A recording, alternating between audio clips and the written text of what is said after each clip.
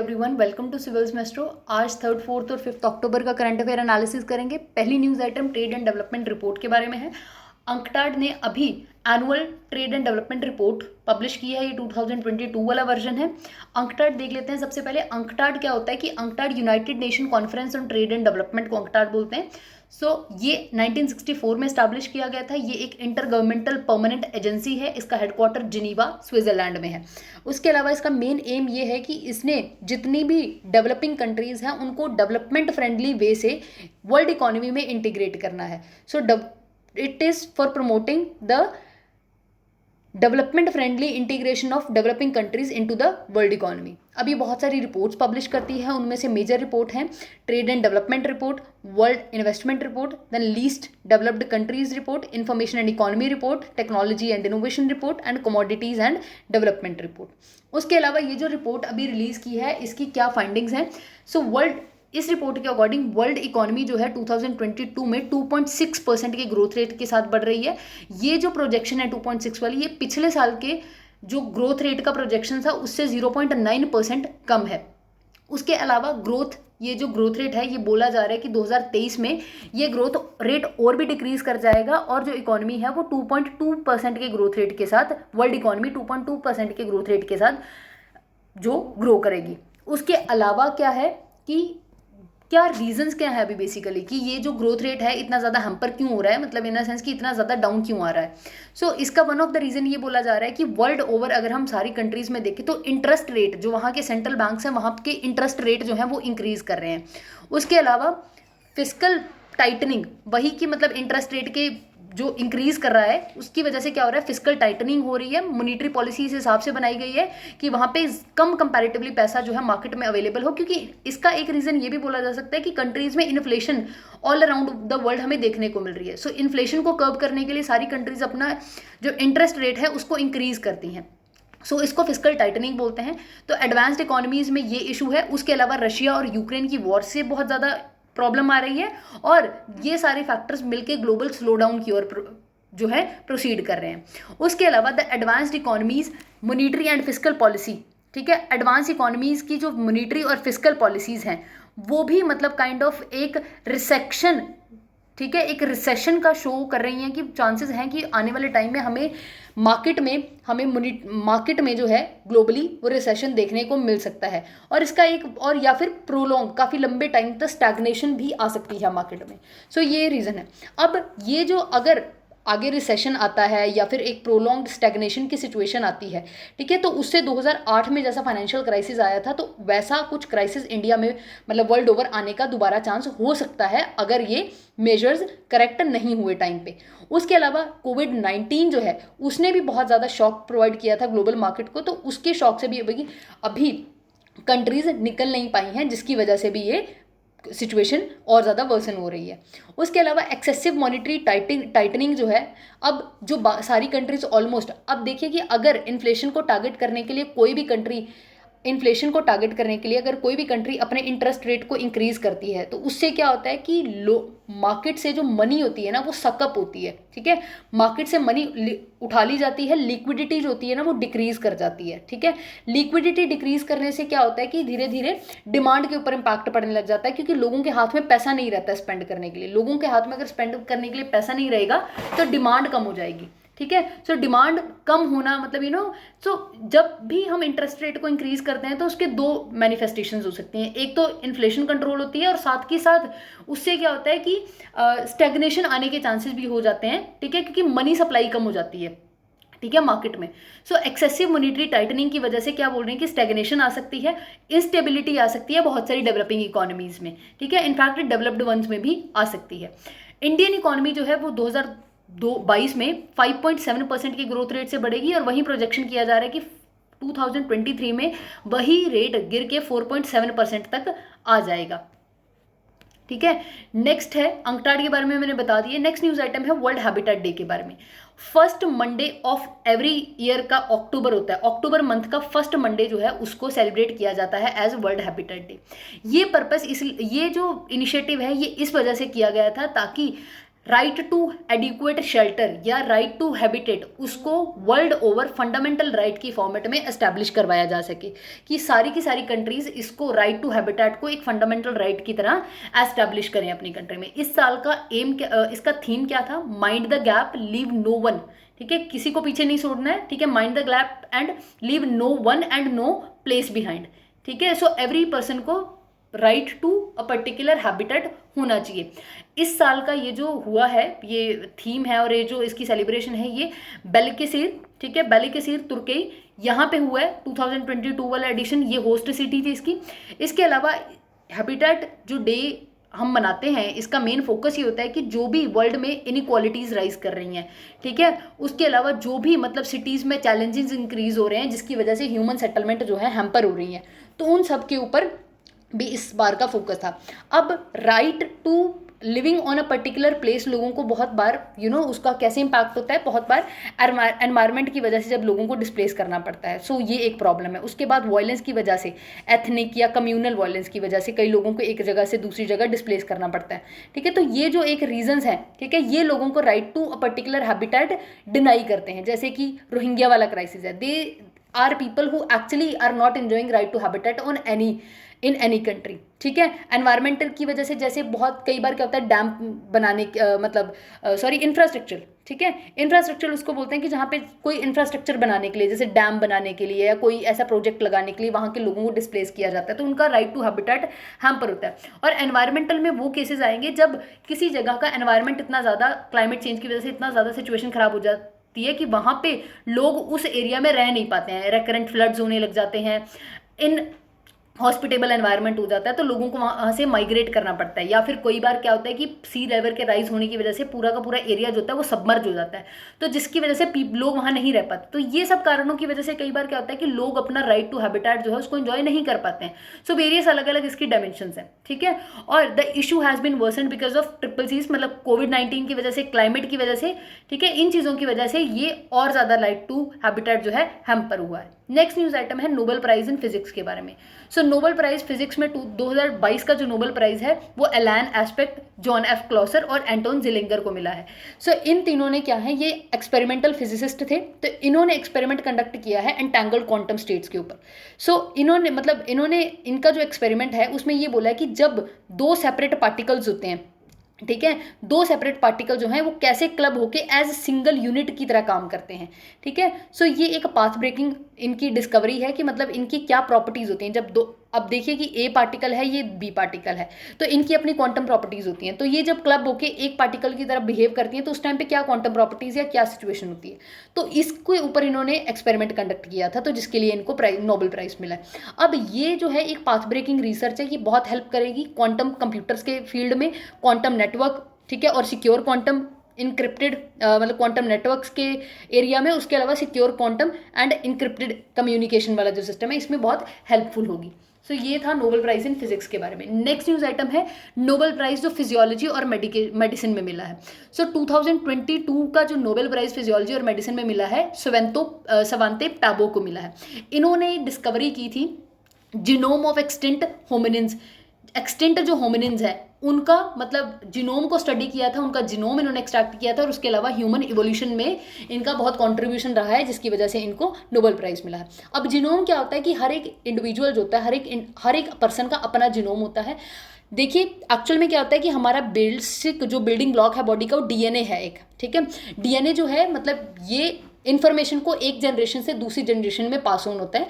एक जो चिल्ड्रन होता है वो आधा डीएनए का सेट अपने फादर से लेता है, आधा वो अपनी मदर से लेता है, ठीक है, और ये जो डीएनए होता है ना, ये पैक्ड फॉर्म्स की फॉर्म में ये क्रोमोसोम के ऊपर प्रेजेंट होता है, ठीक है, और एक इंडिविजुअल में 22 पेयर्स ऑफ ऑटोसोम्स होते हैं और 1 पेयर ऑफ सेक्स क्रोमोसोम होता है। सेक्स क्रोमोसोम में एक क्रोमोसोम एक्स और एक वाई होता है, ठीक है, ये फीमेल में XX होते हैं और मेल में XY ये सेटअप होता है।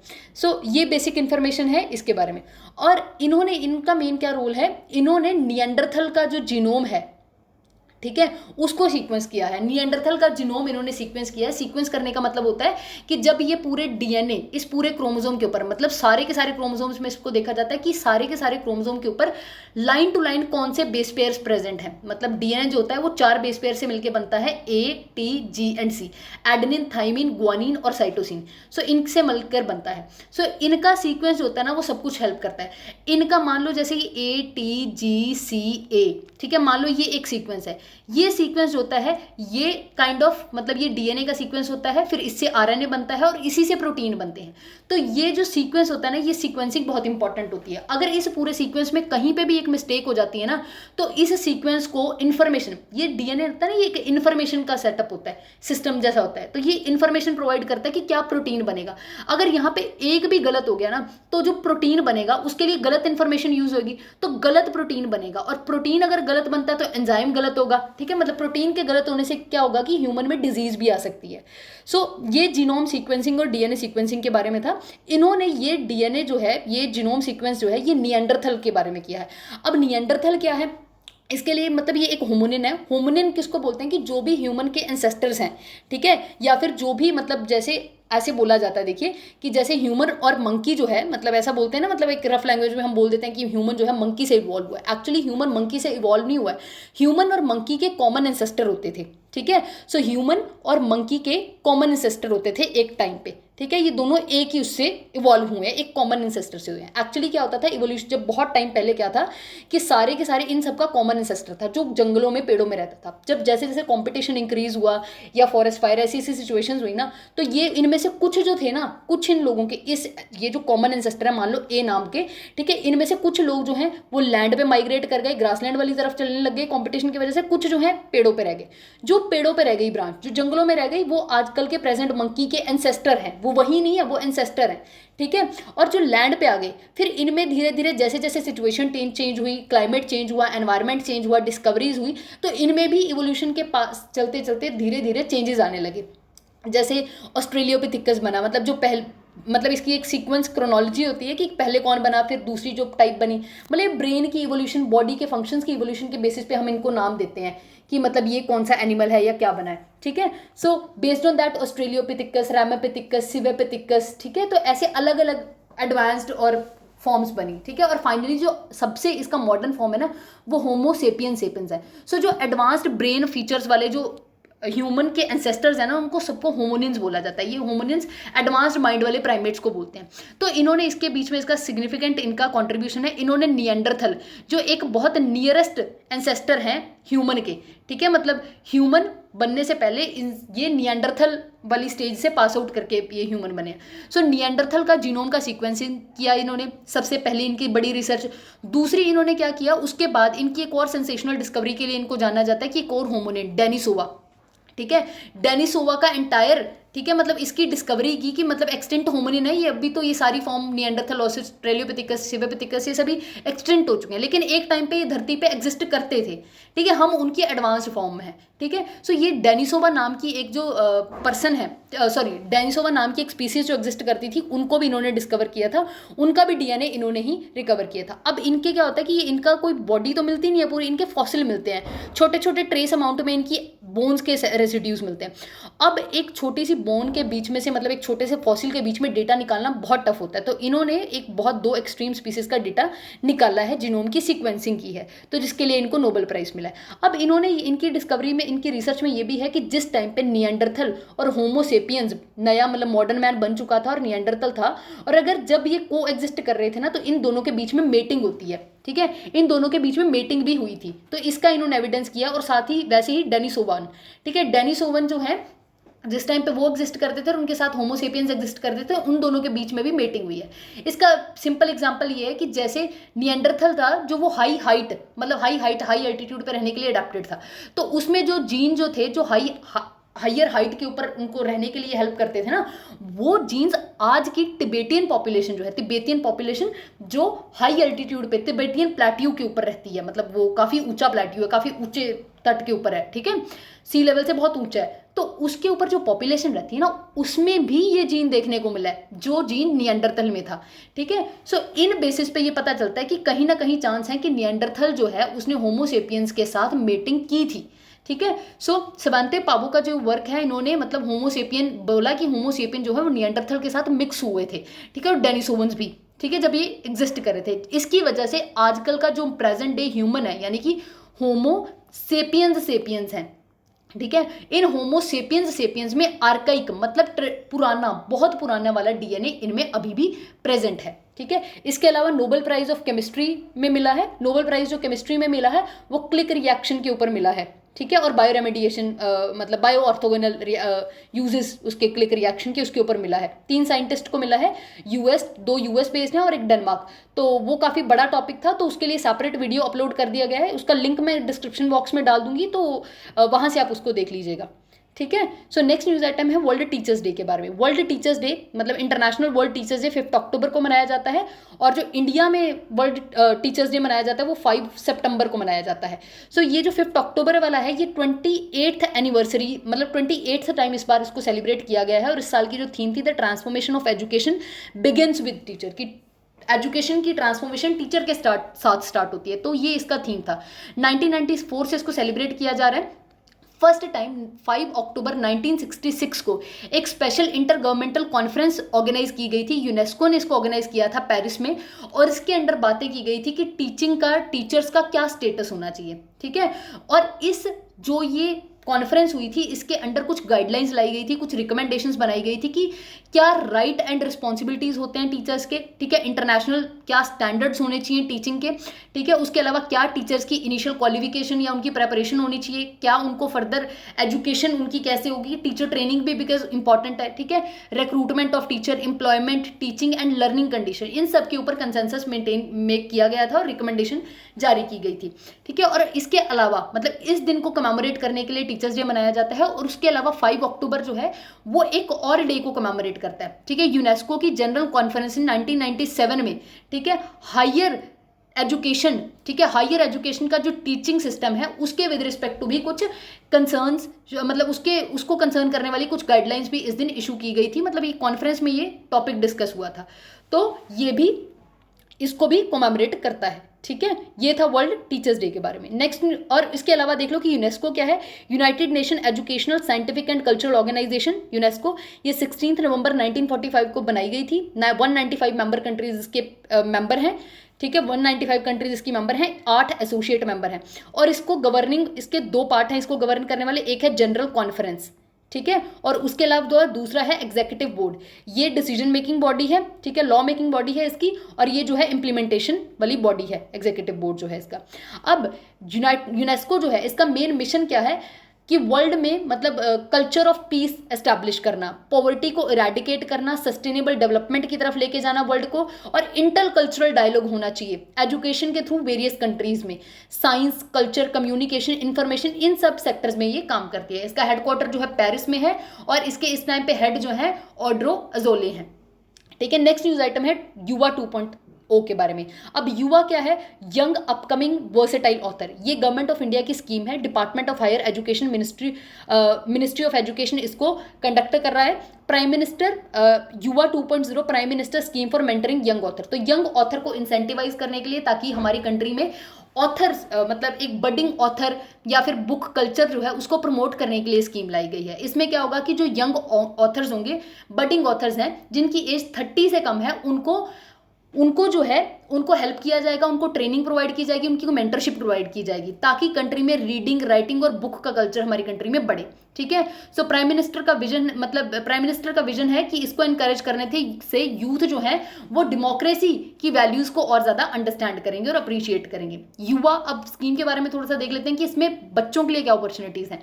एक्चुअली क्या होगा कि एक कॉन्टेस्ट कंडक्ट की जाएगी माई गोव पोर्टल के ऊपर।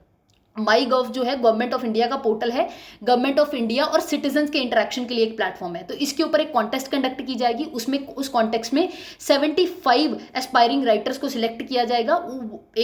उसका एक एज है, मतलब स्पेसिफाई किया गया है कि उसका एक क्राइटेरिया है कि सबकी एज 30 से कम होनी चाहिए जिनको सिलेक्ट किया जाएगा। तो 75 एस्पायरिंग राइटर को सिलेक्ट किया जाएगा, ठीक है। और उनको फिर जो है मतलब उनको प्रोजेक्ट इंडिया के अंडर इंडिया का कल्चर और लिटरेचर ग्लोबली एस्टैब्लिश करने में उनको मतलब प्रमोट किया जाएगा, उनको हेल्प की जाएगी गवर्नमेंट के द्वारा। इनको मतलब एक consolidated 50,000 per month, 50,000 rupees per month की एक स्कॉलरशिप प्रोवाइड की जाएगी 6 महीने के लिए, ठीक है। और मेन एम क्या है कि रीडिंग एंड ऑथरशिप को प्रेफर्ड प्रोफेशन बनाना है बच्चों में या स्टूडेंट्स में या इन जनरल यंग पीपल में, ठीक है। उसके अलावा जो भी कोविड-19 की वजह से साइकोलॉजिकल पुश मिला है, साइकोलॉजिकली नेगेटिव थिंकिंग में चले गए हैं बच्चे, उनमें से निकालने के लिए इंपॉर्टेंट रोल प्ले करेगा।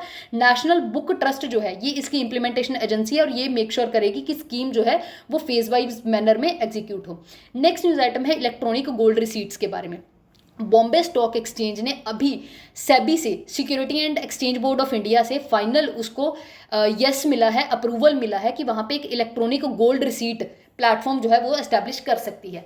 अब इलेक्ट्रॉनिक गोल्ड रिसीट्स में क्या होगा कि ये इलेक्ट्रॉनिक गोल्ड रिसीट जो है ना ये सारे के सारे मार्केट पार्टिसिपेंट, चाहे कोई इन्वेस्टर है, कोई कमर्शियल पार्टिसिपेंट है, कोई इंपोर्टर है, कोई बैंक है, कोई जूलर है, कोई रिफाइनर है, कोई भी पर्सन है, ये सारे इस इलेक्ट्रॉनिक गोल्ड रिसीट वाला जो सिस्टम है इसको एक्सेस कर पाएंगे। ये क्यों लाया गया है? ताकि क्वालिटी ऑफ गोल्ड जो सप्लाई मतलब एक्सचेंज होता है, इंपोर्ट किया जाता है या सप्लाई एक खरीदा बेचा जाता है, उसकी क्वालिटी में मतलब उसका एक स्टैंडर्ड बना लिया जाए, ठीक है। उसकी जो काउंटर फीटिंग होती है उसको कम किया जाए, ठीक है। एफिशिएंट प्राइस डिस्कवरी हो, क्योंकि अगर लिस्ट होगा वो, ठीक है, स्टॉक एक्सचेंज पे, तो उससे प्राइस डिस्कवरी ईजी होगी, ठीक है। उसके अलावा ट्रांसपेरेंसी ट्रांजैक्शंस में इंश्योर होगी। सो ये सब करने के लिए इससे क्या होगी, ये सारी चीज़ें करने से, इलेक्ट्रॉनिक गोल्ड रिसीट्स बनाने से क्या होगा कि कंट्री में गोल्ड का जो सिस्टम है, गोल्ड इकोसिस्टम है, वो और ज़्यादा वाइब्रेंट होगा। एक्चुअली बात क्या है कि हमारी कंट्री जो है ना one of the largest importer of raw gold है और one of the largest importer of finished jewellery है, ठीक है। गोल्ड और जेम्स का सबसे बड़ा इंपोर्टर भी है और फिनिश्ड प्रोडक्ट हम एक्सपोर्ट भी बहुत ज़्यादा करते हैं। अगर टॉप 5 कमोडिटीज़ में माने ना, तो हम जो टॉप 5 कमोडिटीज़ एक्सपोर्ट करते हैं उनमें भी फिनिश्ड ज्वेलरी, जेम्स ज्वेलरी आते हैं, ठीक है। तो इसलिए हमें एक रोबस्ट मार्केट होने की बहुत ज़रूरी है ताकि हम चीज़ें स्ट्रीमलाइन कर सकें। अब इन्वेस्टर क्या करते हैं कि इन्वेस्टर जो है वो इलेक्ट्रॉनिक रिसीट्स को परचेज कर सकते हैं, ठीक है। और वो रिसीट्स को अपने वॉल्ट्स में रख सकते हैं, cap for the gold kept in the vaults. मतलब ये जो भी मतलब वॉल्ट में गोल्ड प्रेजेंट है, मतलब जो भी मतलब तिजोरियों में जो गोल्ड प्रेजेंट होता है, उस गोल्ड के अगेंस्ट वो इलेक्ट्रॉनिक रिसीट को खरीद सकते हैं। और इसमें ज़रूरी नहीं है कि फिजिकल मूवमेंट ऑफ गोल्ड होगा ही होगा, ठीक है। अगर आप किसी के पास इलेक्ट्रॉनिक रिसीट है तो उसके पास ओनरशिप है, ठीक है। और ये जो ई रिसीट्स होती हैं इनको जो एक्सचेंज है, ठीक है, इसके ऊपर इनको खरीदा और बेचा भी जा सकता है, ट्रेड भी किया जा सकता है। और अगर किसी को रिक्वायरमेंट है तो वो फिजिकल गोल्ड को भी निकलवा सकते हैं ऑथराइज्ड वॉल्ट्स में से, ठीक है, वहाँ पे अपनी ई रिसीट देके। सो ऐसा ही एक सिल्वर के लिए इनिशिएटिव लाने की भी बात हो रही है। तो ये था इलेक्ट्रॉनिक गोल्ड रिसीट्स के बारे में। नेक्स्ट न्यूज़ आता है हमें स्वॉर्ड रैम्स के बारे में। इंडियन एयरफोर्स ने अभी 51 स्क्वाड्रन, ठीक है, ऑफ स्वॉर्ड रैम कि अभी इसको डीकमीशन किया है और इसको फाइनली रिप्लेस किया गया है MiG-29 स्क्वाड्रन से, ठीक है, एयर। और ये जो था इसका मेन काम था कि क्रिटिकल जो लोकेशंस है ना वहाँ पे ये डिफेंस करता था इंडिया का, तो वहाँ पे अब इसकी जगह पे MiG-29 स्क्वाड्रन प्लेस किया जाएगा। अब ये जो 51 स्क्वाड्रन है इसको VK Chawla, wing commander VK Chawla के अंडर बनाया गया था। चंडीगढ़ में इसको रेस किया गया था 1 फरवरी 1985 को और उसके बाद इसको 1986 में इसको श्रीनगर में भेज दिया था, जहाँ पे डिफेंस एक्टिविटीज़ में इन्वॉल्व था, मतलब जहाँ पे इसको यूज़ किया जा रहा था actually. Squadron operation has been stopped, इसको 30 जून 2022 से इसके फंक्शंस को स्टॉप कर दिया गया है और ओनली अब 3 मिग स्क्वाड्रन जो है वहाँ पे रिमेनिंग है, ठीक है। और उसके अलावा अभिनंदन वर्तमान का एयरक्राफ्ट भी यही है, ठीक था, मतलब जब वो ऑपरेशन में इन्वॉल्व थे।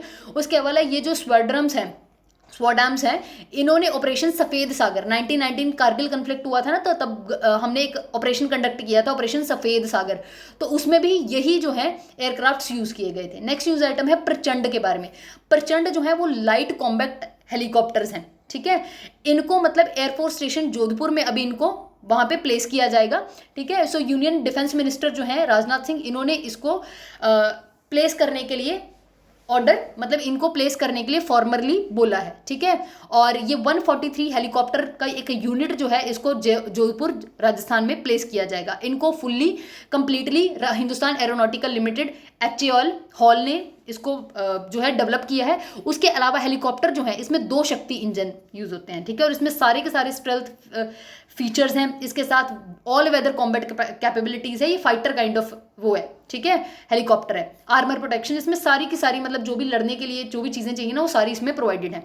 ये जो शक्ति इंजन है इसको फ्रेंच की एक कंपनी साफरान और हॉल ने मिलकर बनाया था, ठीक है। इसमें फीचर्स क्या है, लाइट कॉम्बैट हेलीकॉप्टर जो होते हैं ना ये 21,500 फीट की हाइट के ऊपर जो है उड़ सकते हैं, मिसाइल्स लॉन्च कर सकते हैं। उसके अलावा LCH जो है इनकी रेंज 550 किलोमीटर होती है।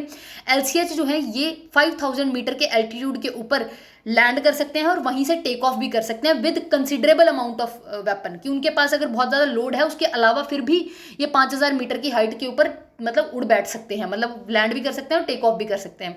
उसके अलावा ये air to air, air to ground missiles, ठीक है, के साथ आर्म्ड होते हैं। लाइट है कॉम्बैट हेलीकॉप्टर जो है ये बहुत सारे रोल प्ले कर सकते हैं, जैसे कि combat search, rescue operations, enemy के एयर डिफेंस को डिस्ट्रक्ट करने के लिए यूज किया जा सकता है, इंसर्जेंसी ऑपरेशंस में इसको यूज किया जा सकता है, जंगल में भी और अर्बन एनवायरमेंट्स में भी। नेक्स्ट न्यूज आइटम है मतदाता जंक्शन प्रोग्राम के बारे में। मतदाता जंक्शन प्रोग्राम जो है ये इलेक्शन कमीशन ऑफ इंडिया ने एक का प्रोग्राम है, ऑल इंडिया रेडियो पे ये उन्होंने लॉन्च किया है। अब ये क्या होगा कि इसमें एक year long voter awareness programme है। ये मतदाता जंक्शन में क्या होगा कि 23 लैंग्वेजेस में इसको ब्रॉडकास्ट किया जाएगा। हर फ्राइडे को, हर हफ्ते में एक बार होगा प्रसारण और हर फ्राइडे को प्रसारण किया जाएगा ऑल इंडिया रेडियो के नेटवर्क के ऊपर। अब ये जो प्रोग्राम है इसकी जब भी मतलब हर फ्राइडे को जब ये बनाया जाएगा उसकी हर बार एक नई थीम होगी, ठीक है। और ये जो थीम होगी इलेक्टोरल प्रोसेस के ऊपर बेस्ड होगी। और इसमें मेन क्या काम है इसका कि इससे हमें मेक श्योर करना है कि जो यंग पीपल हैं या जो फर्स्ट टाइम वोटर हैं और इन जनरल जो वोटर हैं वो इलेक्शन के टाइम पे इन्फॉर्म्ड डिसीजन मेकिंग कर सकें, ठीक है। उनको इन्फॉर्मेशन प्रोवाइड की जाएगी, अवेयरनेस प्रोवाइड की जाएगी कि कैसे वोट कास्ट करना है, कैसे डिसीजन लेना है, ठीक है। और उसके अलावा इसमें सिटीजन कॉर्नर भी होगा। ये सिटीजन कॉर्नर इनको हेल्प करेगा कि ये कोई भी क्वेरी पूछ सकते हैं, ठीक है। और वोटिंग के किसी एस्पेक्ट के बारे में ये सजेशंस भी प्रोवाइड कर सकते हैं। नेक्स्ट न्यूज आइटम है मनरेग्स के बारे में। गवर्नमेंट ऑफ इंडिया ने बोला है, यूनियन गवर्नमेंट ने सारे के सारे चीफ सेक्रेटरीज जो हैं स्टेट्स के उनको बोला है कि आप मनरेग्स को यूज करके लैंड डिजर्टिफिकेशन जो है उसको रिवर्स कीजिए। लैंड डिजर्टिफिकेशन का मतलब होता है जब कोई लैंड डिग्रेड हो जाती है, डिजर्टिफाइड हो जाती है, वहां पे पानी की कमी इतनी ज्यादा हो जाती है कि वो लैंड यूजलेस हो जाती है, कि वो एग्रीकल्चरल पर्पज के लिए यूजफुल नहीं रहती है। मतलब कि वहाँ की जो सॉइल है उसका मॉइस्चर कंटेंट इतना ज़्यादा कम हो जाता है कि वो किसी टाइप की लाइफ फॉर्म को सपोर्ट नहीं कर सकती। अब इन्होंने बोला कि प्रधानमंत्री कृषि सिंचाई योजना के अंडर जितना भी काम होता है उसमें मनरेगा के जो वर्कर हैं उनको यूज़ किया जाए, मनरेगा स्कीम को यूज़ किया जाए उसके अंडर, ठीक है, ताकि ज़्यादा से ज़्यादा जो डिग्रेडेड लैंड है उसको रिस्टोर किया जा सके। अब प्रधानमंत्री कृषि सिंचाई योजना के अंडर क्या होता है, पहली बात तो ड्रेनेज लाइन ट्रीटमेंट होता है कि जो सूख चुके एरिया हैं, जो डिजर्टिफाइड एरिया हैं, उनको दोबारा से उनको रिक्लेम करने के लिए यूज़ किया जाता है। सॉइल और मॉइस्चर कंजर्वेशन की जाती है, एफोरेस्टेशन ड्राइव लाई जाती हैं, ठीक है, हॉर्टिकल्चर प्रमोट किया जाता है उन एरियाज में।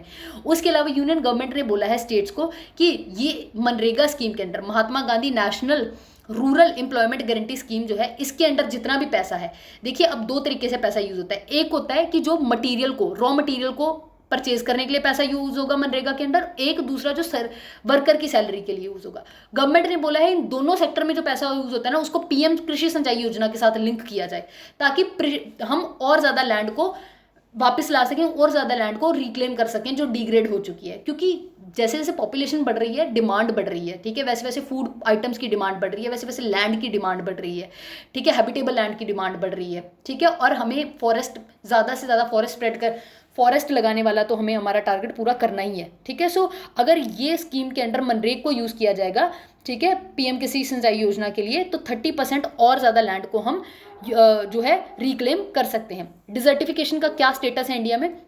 अब जो एनवायरमेंट मिनिस्ट्री है उसने 2021 में लैंड डिग्रेडेशन एटलस एक लॉन्च किया था। उसके अंडर बताया था कि जैसे पूरा का पूरा इंडिया का ये जो इंडिया का जो मैप है, ठीक है, इंडिया का इन्होंने बताया था, 1 मिनट, ये मैप है जैसे, ठीक है।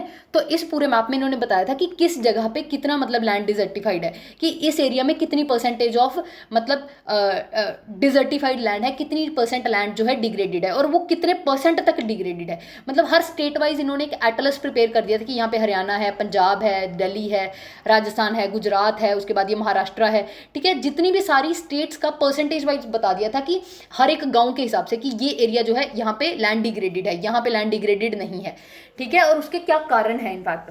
तो ये सारा इसमें डेटा दिया गया था। तो उसके चलते एटलीस्ट 30% एरिया जो है पूरे इंडिया का 30% एरिया जो है वो under the category of land degradation में है। अगर कंपैरेटिवली बात करें तो झारखंड, राजस्थान, दिल्ली, गुजरात और गोवा में 50% जो लैंड है वो उसमें डिजर्टिफिकेशन हो रही है, मतलब वहाँ पे मतलब इतना परसेंटेज ऑफ एरिया जो है वो डिजर्टिफाइड है। इसके अलावा केरला, असम, मिजोरम, हरियाणा, बिहार, यूपी, पंजाब, अरुणाचल प्रदेश, ठीक है, इनमें 10% से कम जो एरिया है वो डिजर्टिफिकेशन के अंडर है। 2019 में गवर्नमेंट ने मतलब एक टारगेट रेस किया था कि 26 मिलियन हेक्टेयर जो लैंड है, ठीक है, हमें कम से कम 26 मिलियन हेक्टेयर लैंड है उसको 2030 तक, ठीक है, उसको रिक्लेम करना है और उसको नॉर्मल लैंड में मतलब हैबिटेबल लैंड में एक ग्रीन लैंड में कन्वर्ट करना है। और ये COP 14 जो न्यू दिल्ली में हुई थी, UNCCD की जो मीटिंग 14th वाली न्यू दिल्ली में हुई थी 2019 में, उसमें हमने ये कमिटमेंट किया था। रूरल मिनिस्ट्री जो है वो इसमें मेन रोल प्ले करती है, और UNCCD है ना जो United Nation Convention on to combat the desertification, ये एक legally binding, only legally binding framework है जो डिजर्टिफिकेशन को ठीक करने के लिए रोल प्ले करता है। नेक्स्ट न्यूज आइटम है पहाड़ी कम्युनिटी के बारे में। पहाड़ी कम्युनिटी जो है ये जम्मू की एक ट्राइब है, नोमैडिक ट्राइब है। एक्चुअली जम्मू में 3 मेजर नोमैडिक ट्राइब्स हैं, गुज्जर्स, बकरवाल्स और पहाड़ीज। पहाड़ी जो है शेड्यूल ट्राइब का स्टेटस की डिमांड कर रहे हैं बहुत टाइम से, ये पीर पंजाल एरिया में है। अब ये गुज्जर और बकरवाल जो हैं ये मेजरली मुस्लिम कम्युनिटी के लोग हैं, लेकिन जो पहाड़ीज हैं ये बेसिकली ये हिंदू भी हो सकते हैं, मुस्लिम भी होते हैं, ठीक है। आर्टिकल 342 पार्ट 1 के अंडर प्रेसिडेंट ऑफ इंडिया के पास पावर होती है कि वो किसी भी ट्राइब को शेड्यूल ट्राइब डिक्लेयर कर सकता है on recommendation after consulting governor and respective state. अब दिक्कत क्या है कि गुज्जर और पहाड़ी में रिफ्ट है। एक्चुअली क्या है कि जम्मू कश्मीर में 10% ST की रिजर्वेशन है। अगर ये जो रिजर्वेशन है, ठीक है, 10% वाली ST की जो रिजर्वेशन है ये इतनी फिक्स ही है। अब बकरवाल और गुज्जर को लगता है कि ये कम है, ठीक है, और अगर इसमें और पहाड़ी ऐड कर दिए जाएंगे तो उससे क्या होगा कि ये डाइल्यूट हो जाएगी, ठीक है, तो उनके लिए कंपैरेटिवली कम नंबर ऑफ सीट्स बचेंगी, ठीक है। तो इसके लिए वो इस बात को अपोज कर रहे हैं कि पहाड़ी को रिजर्वेशन नहीं दी जानी चाहिए। नेक्स्ट न्यूज आइटम है मेडिसिनल फंजाई के बारे में। रिसर्चर्स ने अभी शो किया है कि मेडिसिनल फंजाई जो है वो कुछ ऐसे पर्टिकुलर सेकेंडरी मेटाबोलाइट्स रिलीज करती हैं जिनको ड्रग बनाने के लिए मतलब जिनको ड्रग्स में यूज किया जा सकता है। जैसे कि मतलब एक्चुअली सेकेंडरी मेटाबोलाइट्स क्या होते हैं कि ऐसे मेटाबोलाइट्स जो फंजाई यूजुअली प्रोड्यूस नहीं करती है, लेकिन अगर उसको इंड्यूस किया जाए, ठीक है, किसी स्टिमुलस से, तो वो सेकेंडरी मेटाबोलाइट्स जो हैं वो प्रोड्यूस करती है। और ये सेकेंडरी मेटाबोलाइट्स होते हैं ना, ये फंजाई की एक्सट्रीम सिचुएशंस में रहने की पावर को इंक्रीज कर देते हैं, उसके इम्यून सिस्टम को बूस्ट करते हैं।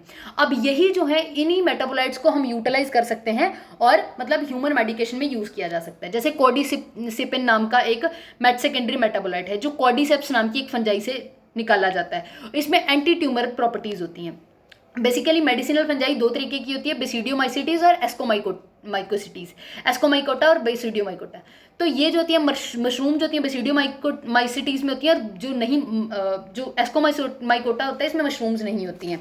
इसके एग्जांपल हैं जैसे फंजाई इजेरिया, सिरकेडिया, शरारिया, बैम्बूसिकोला, ये इसके मतलब टाइप्स हैं। और ये जो है ना ये ट्रेडिशनल चाइनीज़ मेडिकेशन में इनको यूज़ किया जाता है। अब फाइंडिंग्स के अकॉर्डिंग 1830 सेकेंडरी मेटाबोलाइट्स हैं ना जो, इनकी कुछ ना कुछ मेडिसिनल फंजाई के साथ इनकी कुछ ना कुछ प्रॉपर्टीज़ जो हैं मैच, मतलब ये जो सेकेंडरी मेटाबोलाइट्स 1830 मेडिसिनल फंजाई से एक्सट्रैक्ट किए जाते हैं ना, इनको ड्रग एस्टैब्लिशमेंट में एक्चुअली यूज़ किया जाता है छोटे से इनके स्ट्रक्चर्स में चेंजेस लाने के बाद।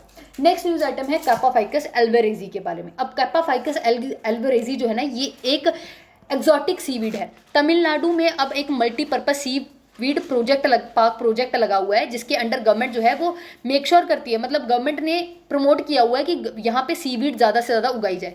एक्चुअली क्या होता है कि सीवीड जो होती है ना उनके अंदर से कुछ मतलब पॉलीमर वगैरह निकलते हैं, वो कुछ पॉलीमर वगैरह प्रोड्यूस करती हैं। अब ये जो पॉलीमर है ना इनकी इंडस्ट्रियली बहुत ज़्यादा इनकी रिक्वायरमेंट होती है, ये बहुत ज़्यादा लुक्रेटिव होते हैं। कैरेगिनिन ठीक है। कैरगिनन ये जो है ये एक पॉलीमर है, ये बहुत ज़्यादा लुक्रेटिव है और इसको स्पेसिफिकली यही सीवीड जो है ये प्रोड्यूस करती है। ये एक रेड एल्गी है, ठीक है, और ये लेकिन इसका कलर ग्रीन येलो होता है, लेकिन एक्चुअल में इसका मतलब ये एक रेड एल्गी की टाइप है, ठीक है। सो ग्रीन एल्गी होती है, रेड एल्गी होती है, ब्राउन एल्गी होती है, तो वेरियस काइंड ऑफ टाइप्स होती हैं एल्गीज की। ये बेस्ड ऑन कलर नहीं होती हैं, बेस्ड ऑन प्रॉपर्टीज इनको डिफरेंशिएशन किया जाता है कि उनके अंदर कौन सा पिगमेंट है, पिगमेंट के बेसिस पे इनकी डिफरेंशिएशन होती है, ठीक है। और इसका ओरिजिनल हैबिटेट जो है वो इंडो पैसिफिक रीजन ही है, लेकिन अब जो वहाँ के तमिलनाडु के विलेजर्स हैं उनका एक इशू है कि वो बोल रहे हैं कि ये जो कैपाफाइकस एल्वेरेजी है, ठीक है, ये एक रेड एल्गी है, ये क्या कर रही है कि वहाँ पे जो कोरल रीफ्स हैं उनको बहुत बड़ा थ्रेट है, वहाँ पे जो डिगोंग है, ठीक है, उसको बहुत बड़ा थ्रेट है। कि एक्चुअली ये क्या करती है कि ये जो एल्गी है ना, ये कोरल के सरफेस के ऊपर फैल जाती है और एक मैट, अनब्रेकेबल मैट सा एक कवरिंग बना देती है, जिसकी वजह से धीरे धीरे उसको फूड प्रोडक्ट्स नहीं मिल पाते हैं, ठीक है, उसको मतलब कुछ इन न्यूट्रिएंट्स नहीं मिल पाते हैं और धीरे धीरे कोरल जो है वो डाई ऑफ हो जाती है। उसके अलावा ये जो होती है क्या करता है कि जो वहाँ की ट्रेडिशनल सीवीड है उसको रिप्लेस करके ये रिप्लेस कर देती है, क्योंकि ये इन्वेजिव स्पीसीज है और वहाँ पे फैल जाती है। उसके फैल जाने की वजह से क्या होती है कि जो डिगोंग जो खाना खाती है ना, जो इसके ऊपर वो थ्राइव करती थी, अब डिगोंग का फूड मटेरियल नहीं रहता, तो डिगोंग के कंजर्वेशन में भी ये सेटबैक है। अब कैरगिनिन जो है ना, इसका क्या इंपॉर्टेंट है, ये जो मटीरियल ये सिक्रेट करती है, ये एक थिकनिंग और इमल्सिफाइंग एजेंट की तरह यूज़ किया जाता है फूड प्रोडक्शन इंडस्ट्री में, तो ये एक इशू है, ठीक है। सो ये मैंने आपको बता दी है। नेक्स्ट न्यूज़ आइटम है आर्कटिक एसिडिफिकेशन के बारे में। सो रिसर्चर्स ने अभी बोला है कि जो वेस्टर्न रीजन है आर्कटिक ओशन का, उसकी केमिस्ट्री जो है बहुत ज़्यादा चेंज हो रही है, ठीक है। केमिस्ट्री इस हिसाब से चेंज हो रही है कि वहाँ पे टेम्परेचर जो है बढ़ता जा रहा है और वहाँ पे एसिडिफिकेशन जो है वो इंक्रीज होती जा रही है, ठीक है। एसिडिफिकेशन, टेम्परेचर बढ़ रहा है और एसिडिफिकेशन भी इंक्रीज हो रही है, मतलब पीएच डिक्रीज हो रही है। जब किसी भी पार्टिकल की पीएच 7 से कम हो जाती है तो उसको बोलते हैं एसिडिफिकेशन होना, मतलब वो एसिड है। अगर पीएच 7 से ज़्यादा हो जाती है तो उसको बोलते हैं कि ये बेस है, ठीक है। तो जो भी बेसिस होते हैं उनकी इससे ज़्यादा होती है और एसिड किससे कम होती है। सो ओशंस की केमिस्ट्री जो है वो ज़्यादा से ज़्यादा एसिडिक में कन्वर्ट हो रही है। पीएच क्या होता है कि एक मेजर होता है कि उसकी एसिडिसिटी और बेसिसिटी को मेजर करने का। अब एसिडिफिकेशन के इंक्रीज होने से क्या होगा कि देखिए हर ऑर्गेनिज्म होता है, चाहे वो फिश है, ह्यूमन है, एनिमल है, हर कोई है, वो एक पर्टिकुलर एसिडिक पीएच रेंज में थ्राइव करता है। अगर उससे ऐसी पीएच रेंज में जाके रखा जाए, मतलब मान लो कोई एसिडिक एरिया में रहने वाली फंजाई है या फिश है, उसको अगर बेसिक एनवायरनमेंट में रखा जाए तो वो किल हो जाएगी, उसकी डेथ हो जाएगी, वो नहीं सर्वाइव कर पाएगी, ठीक है। सो यही सिचुएशन यहाँ पे है कि अगर एसिडिफिकेशन ज़्यादा होती रही तो वहाँ पे जो लाइफ फॉर्म्स हैं उनकी जो है उनकी एग्जिस्टेंस को खतरा हो सकता है, सी क्रिएचर्स की, ठीक है। सो ओशन एसिडिफिकेशन जो है वो होती क्यों है, क्यों ओशन एसिडिफाई होता है, वो CO2 की डिसोल्यूशन की वजह से होता है, ठीक है। जब वाटर में कार्बन डाइऑक्साइड मिक्स हो जाती है तो उससे कार्बोनिक एसिड बनता है, ये देखिए H2CO3, ठीक है, कार्बोनिक एसिड बनता है और ये कार्बोनिक एसिड जो होता है वाटर की एसिडिफिकेशन करता है। एक्चुअली क्या है कि पहले क्या होता था कि जैसे पहले टेम्परेचर जब बहुत कम था तो अब ये नीचे ग्राउंड वाटर है, देखिए 3D में समझना है इसको, 3D में समझो कि ये ऊपर एयर है, ठीक है, ये एयर है, नीचे वाटर है, ओशन है और ओशन के ऊपर सरफेस के ऊपर आइस जमी हुई है। अब एयर और वाटर को डिफरेंट के बीच में एक बैरियर है आइस, ठीक है। अब टेम्परेचर के इंक्रीज होने की वजह से क्या हो रहा है कि आइस मेल्ट हो रही है। पहले कार्बन डाइऑक्साइड यहाँ नहीं जा पा रही थी, अब आइस मेल्ट हो गई जब, तो ये भी पानी बन गया। तो अब ये पानी जो है ये इसके साथ कार्बन डाइऑक्साइड डायरेक्टली इंटरेक्ट करना स्टार्ट कर देती है। कार्बन डाइऑक्साइड के डायरेक्टली इंटरेक्ट करने से क्या होता है कि वाटर और साथ में CO2 जो है मिल के वो कार्बोनिक H2CO3 कार्बोनिक एसिड बनाते हैं, ठीक है। तो जिसकी वजह से अब एसिडिफिकेशन उस एरिया में बढ़ रही है, ठीक है। एक तो ये चीज़ है। उसके अलावा अब दिक्कत क्या है कि सरफेस के ऊपर ज़्यादा हो रहा है, क्योंकि क्या होता है कि ऊपर वाला जो पानी है ना ये लाइट वाटर है, नीचे हैवी वाटर है, ठीक है। तो इसकी मिक्सिंग भी अच्छे से नहीं हो पाती है। मिक्सिंग ना होने की वजह से क्या होता है कि कार्बन डाइऑक्साइड है जो वो ऊपर वाली सतह के ऊपर बहुत ज़्यादा हो जाती है, तो उसकी वजह से भी एसिडिफिकेशन हो रही है। नेक्स्ट न्यूज़ आइटम है स्वच्छ सर्वेक्षण के बारे में। इंदौर का फर्स्ट रैंक आया है उन सिटीज़ में जिसकी पॉपुलेशन 1 लाख से ज़्यादा है और मध्य प्रदेश फर्स्ट आया है उन स्टेट्स में जहाँ पे मोर देन 100 लोकल बॉडीज़ हैं।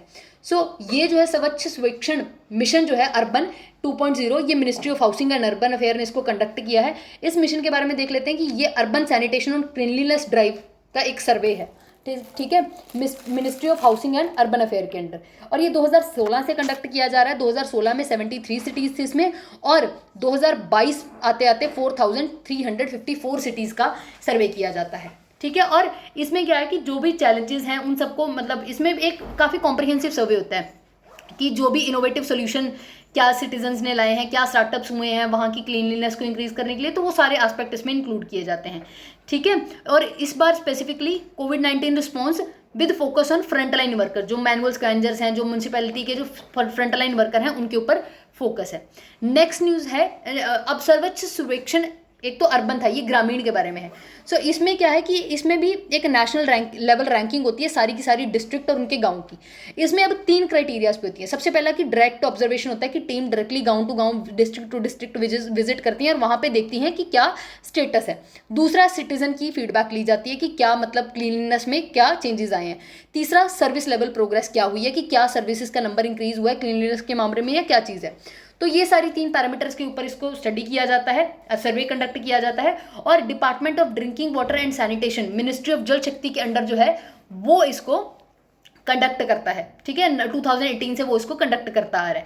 तेलंगाना ने ग्रामीण वाले सर्वे में तेलंगाना ने टॉप किया है लार्ज स्टेट की कैटेगरी में, और अंडमान और निकोबार ने किया है स्मॉल स्टेट और यूटी की कैटेगरी में। नेक्स्ट न्यूज आइटम है, आरबीआई ने अभी एक rule for card tokenisation release किया। एक्चुअली ये पहले ही बहुत पहले इसने रिलीज कर दिया गया था, लेकिन अब इसकी डेट आ गई है कि फाइनली इसके बाद और कार्ड जो हैं वो नहीं होंगे, अब यूनिक टोकन लाना ही पड़ेगा। एक्चुअली क्या होता है कि आपके कार्ड, जो डेबिट कार्ड होता है, क्रेडिट कार्ड होता है, उसके ऊपर सेंसिटिव इन्फॉर्मेशन होती है। हैकर जिसको यूज कर सकते हैं एटीएम में कुछ चिप इंस्टॉल करके या पॉइंट ऑफ सेल टर्मिनल के ऊपर कुछ चिप इंस्टॉल करके। तो आरबीआई ने बोला था कि जितने भी एटीएम कार्ड्स होंगे या जितने भी क्रेडिट डेबिट कार्ड होंगे, उनके ऊपर एक ऑल्टरनेटिव कूपन लगा होगा, एक ऑल्टरनेटिव उसके ऊपर नंबर लिखा होगा, नंबर दिया जाएगा, जो कि एक कि एक ओरिजिनल जितनी भी आइडेंटिटी है, ओरिजिनल जितना भी सेंसिटिव इन्फॉर्मेशन है, उसको मास्क करेगा।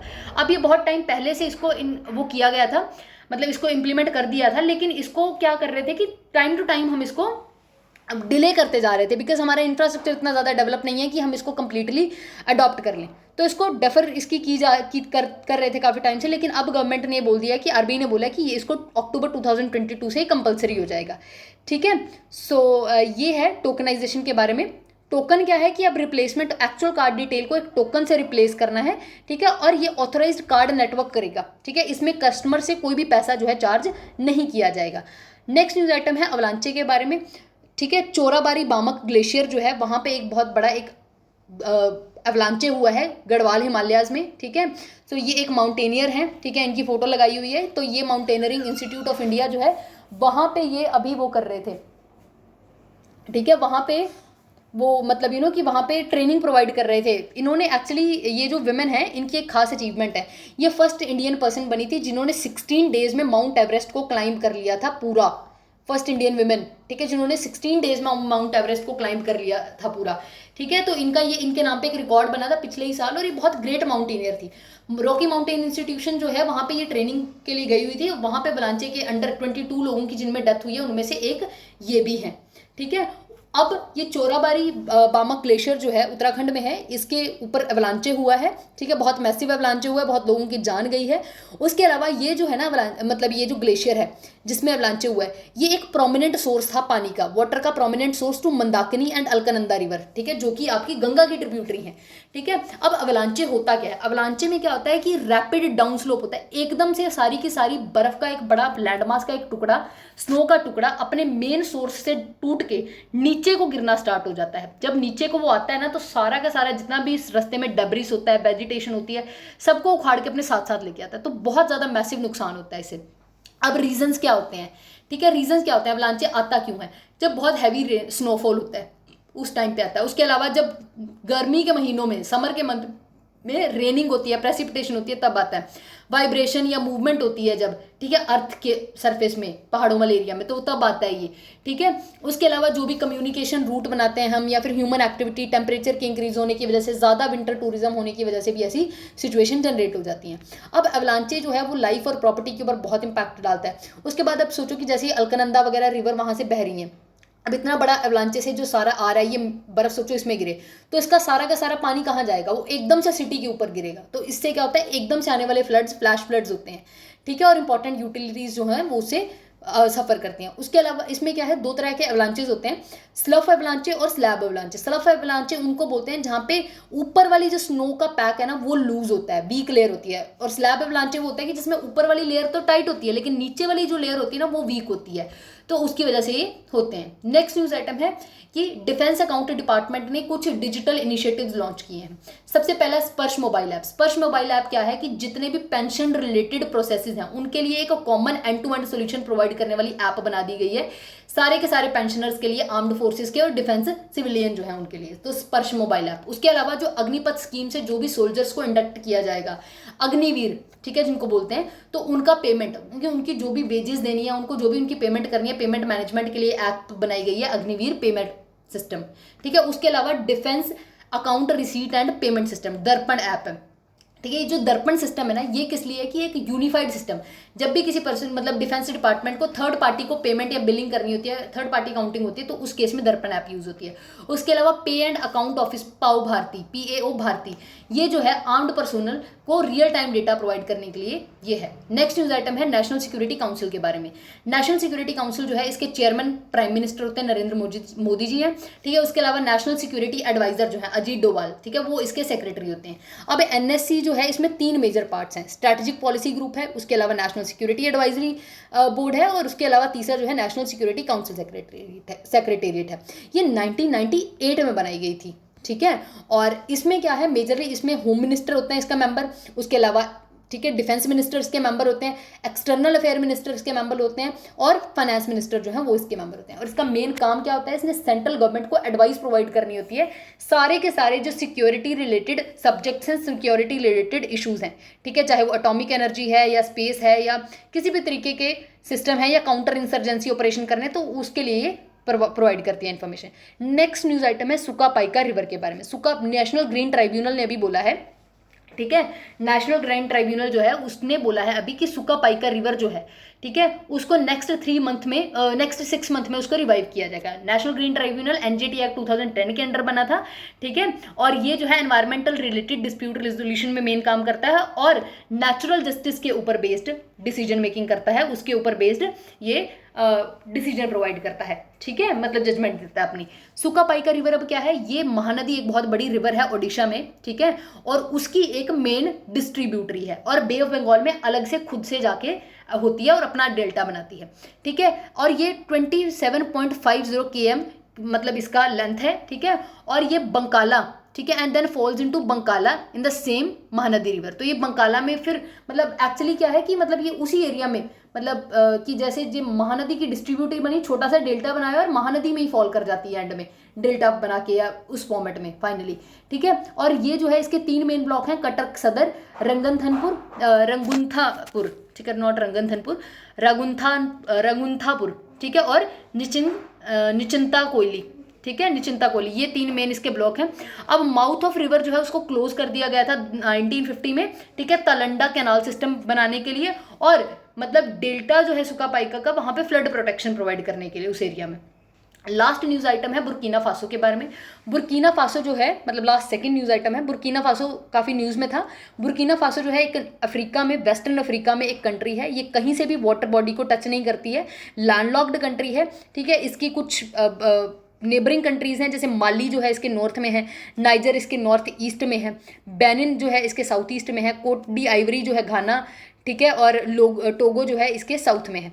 अब इसके जोग्राफिकल फीचर्स में क्या है कि ये एक एक्सटेंसिव प्लेट्यू है, ठीक है, और इसमें सवाना टाइप की टोपोग्राफी है, सवाना ग्रासलैंड है इसमें मेजर 3 रिवर हैं, ब्लैक वोल्टा, रेड वोल्टा, वाइट वोल्टा, ये तीनों, क्योंकि इसके साइड में देखिए कि ये अगर बुर्किना फासो है तो इसके नीचे जो है वो आपका नाइजर फॉल करता है, ठीक है। तो ये जो है सॉरी घाना फॉल करता है, सॉरी, ठीक है, ये नाइजीरिया यहाँ पे है, घाना आता है, सो ये घाना है, ठीक है, ये वाला एरिया यहाँ पे लिखा भी हुआ है, ठीक है, ये घाना है, आइवरी कोस्ट है, देखिए नाइजीरिया है, ठीक है, और ये नाइगर है, नाइजीरिया इसको टच नहीं कर रहा है, नाइजर इसको टच कर रहा है, ठीक है, और उसको जैसे माली टच कर रहा है, आइवरी कोस्ट टच कर रही है, तो ये सारी कंट्रीज इसको टच कर रही हैं।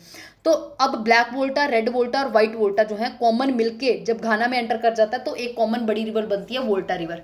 सो ये इसकी ज्योग्राफी के बारे में था, पॉलिटिकल एस्पेक्ट्स के बारे में था, और मेन बात यह कि बुर्किना फासो में अभी एक मिलिट्री कूप हुआ है जिसकी वजह से ये न्यूज़ आइटम में है, ठीक है।